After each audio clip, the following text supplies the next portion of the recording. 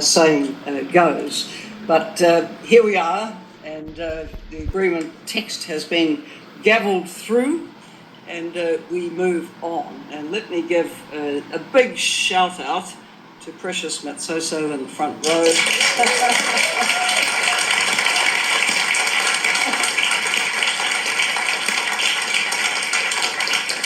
So Precious, of course, was on the independent panel. She had to take leave because she had very important duties this last 3.5 years. But Precious, your work has materialised in what is not only a very positive development in global health, but actually helps us believe that multilateralism can deliver some results with persistence. So thank you so much for that. Other panellists here today, Michelle Kazakhstan, who we'll hear from soon, Anders Nordstrom has joined the panel, Raj Punjabi, both very... Conclude must be dramatic, it must make headlines. It can't just be ordinary, the usual World Health Assembly stuff where we approve and so on. Something exciting had to happen. But what it demonstrated, and I don't know if there are EU member states in this room, it actually pointed to it's not just about negotiations, but these regional groupings and how they participate in multilateral organizations and how they engage and how decisions are made and so on. Because when we started and during the negotiations, we have understood that the European Union was negotiating as a bloc. And now we are not going to speak about global health. We're going to speak about regional health.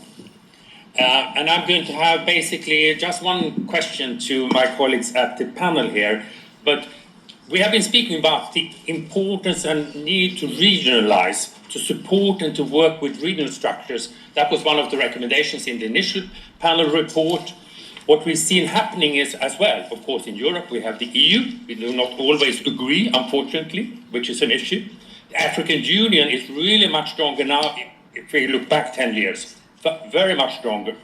We have the ASEAN, we have the Gulf CDC, we have got PAO since decades. So we have a lot of regional structures that are in place. Now we're going to discuss about whether this is the future. Colleagues and friends with us today, Mariangela, first congratulations now to be the Vice Minister and the Minister of Health in Brazil, but you're also a very well-known person when it comes to health globally.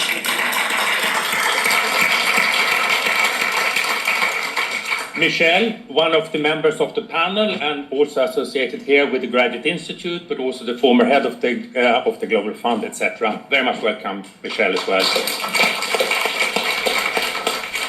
Eloise, one of the strongest advocates for pandemics from the Pandemic Action Network. Again, delighted to have you with us. And Dia from Indonesia. We already met this morning where we discussed something else, but you're coming then from the Indonesian Strategic Development Initiative Center. So delighted to have you here and also to have the leadership from Indonesia to talk about this. Try some answers, but I've got just one simple question. And basically there could be a yes or no. And then we can end this discussion.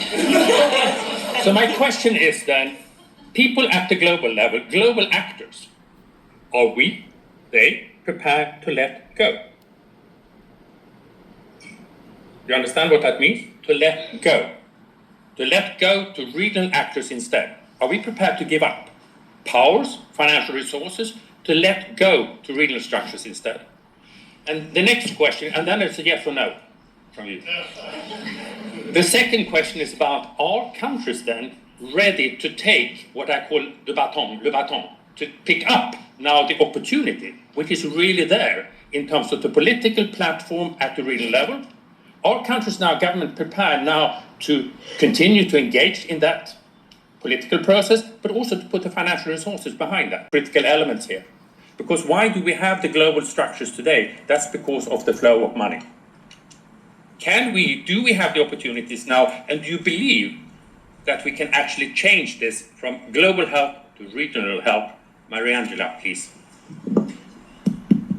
Oh, thank you, Anders. And he sprung this question on us just a few minutes ago, you know. And first I have to pay a tribute to Richard's ability to jump, and also for Helen. You know, I got an injured knee, but you jumped from this. Really, you're really well.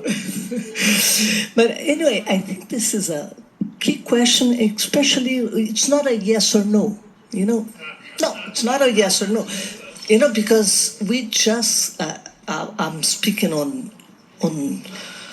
favoring multilateral. The pandemic agreement we just agreed upon today, yesterday, is a proof to that. You know, because there are national responsibilities and regional responsibilities. I believe that the regional has more complexities, as much probably as the global, you know, but both are needed, you know, because we need as country to respond, but we also need international agreement. Because when like Raj was speaking about R&D capacity, you know, I truly believe this, and I've been working, you know, at national level, at state and city level in Brazil, and then global level. I was with WHO, with UNAIDS, and everything you said.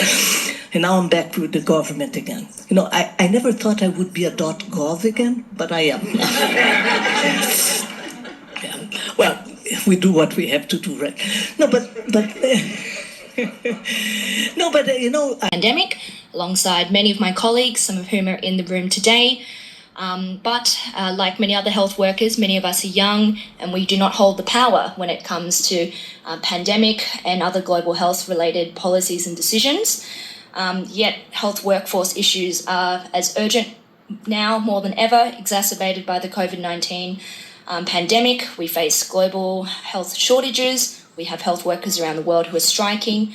My question is, what can be done on a regional level to address health workforce issues through the lens of pandemic preparedness and health systems strengthening, noting that there is no health without health workforce? Thank you very much. And that's a given question then to Dia, because that is what we spoke about during this morning about health workforce.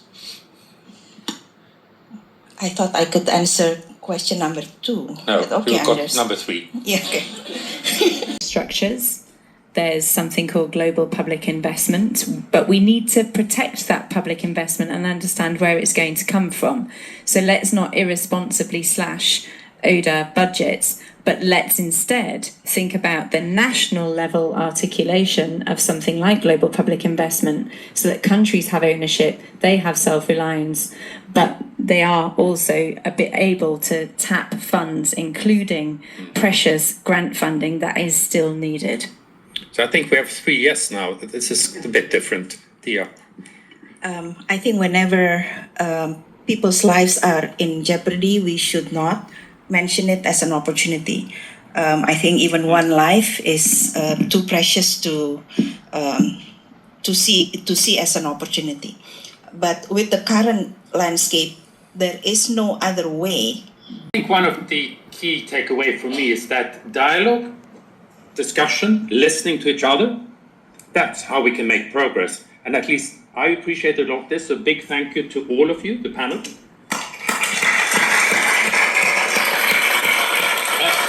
And also, as I already said, there will be continued events, discussions, debates happening here. So check out the program and come back later on during the week as well. So big thank you to everyone.